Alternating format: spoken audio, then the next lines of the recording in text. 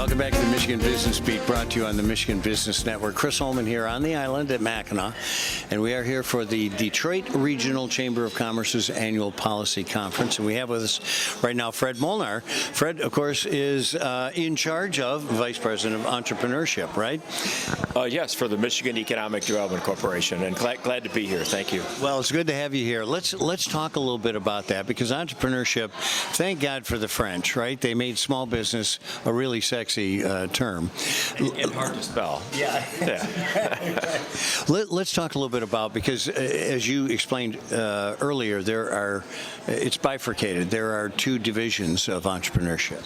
Right. So within the MEDC, we have a group that focuses on what I would consider traditional businesses, your Main Street type businesses, and then the group that I lead focuses on the tech or innovative, high growth companies. Okay.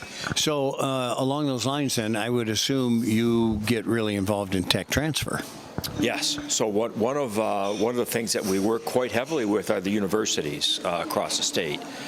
Michigan is blessed with some fantastic universities, and without being specific, not naming them in any order, you have the University of Michigan, Michigan State, Wayne State, Michigan Tech University up in Houghton Hancock. Those are our four primary kind of go-to universities, because they do a lot of basic federal research, which then ideas are generated, and then hopefully those ideas we can take a path to commercialization and maybe create a company. All right, so you're in tech entrepreneurship. That's not something that you just roll into as a new position. Give me a little bit of your background. Life takes turns, right? I've spent my whole career, almost 30 years, in the private sector. And I got involved at the University of Michigan, the precursor to the MTRAC program, which the MEDC supports. It's a translational research program to pull technology out of universities. There was the precursor to that was called the Coulter Foundation, and they did a program there, and I was one of the review committee members for that. And I was still working in the private sector, and lo and behold, it just, it happened that there was an opening at the MEDC, and I had just got done working through the sale. I was involved in a spin-up of a company down at the University of Illinois that we ended up selling to Sony Corporation of Japan. And so the timing just ended up being perfect. That was done. This opportunity arose, and then here I am. So, I never anticipated it. It is pretty amazing, though, what the universities do spin out, and some of the stuff that's come out of Michigan is pretty incredible. What have you seen go through? Oh my gosh, I would say the latest and greatest thing, and which is fascinating because it's up in Houghton Hancock. If your listeners know, and they've probably been up there, it's a very small community. It's about 15,000 people total. And there's a gentleman there named Brad King, who was a professor there at the university, and he's like, his card says rocket scientist. I mean, literally, and he is a rocket scientist, And he developed this plasma unit that keeps satellites in space and can move them around. And it's very small, because satellites they used to be the size of dishwashers, right? Now they're the size of like a bread basket. And he's got this device that can move them around, and lo and behold, that spun out of Michigan Tech University. He has like 30 employees right now. He just raised $30 million. He's hiring another 30 employees. So they're going to have 60 employees, high-tech employees in space industry in Houghton Hancock, all out of the universities. Well, next will be they will be 3D printing rockets.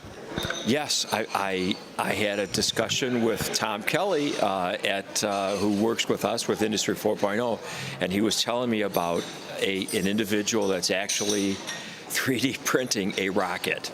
I was at the same reception last night. Yes. Okay. Yeah. It was interesting. So with that, how do you, I guess, inspire kids to become tech entrepreneurs? Do you know what I mean? Like, you go to a career fair. Mm-hmm. Which booth is that? Yeah. That's hard because some people are natural, right? They say entrepreneurship is born, or some of it's innate and some of it depends from their family. Maybe their parents were business owners and things like that, so that's the vision they have. But I do believe it can be trained. right? And people can learn, and it can they can get excited about it. And one of the things that we're doing with the MEDC is we have now what's called the MySTEM program. This is an internship program where we're taking university students that are in STEM-focused areas, and we're planting them into early-stage startups to get them experience, not only using their skill set, but giving them experience with these startup companies, and hopefully that'll also get them excited about entrepreneurship. Well, that's a good instigant. I mean, it really is. Get kids started, et cetera, et cetera. Are we doing enough in our schools to foster this? I believe so. Unfortunately, with our group, we only really go down to the university level. We don't do anything currently with like K through 12. But I think from a state perspective, we are doing a significant amount.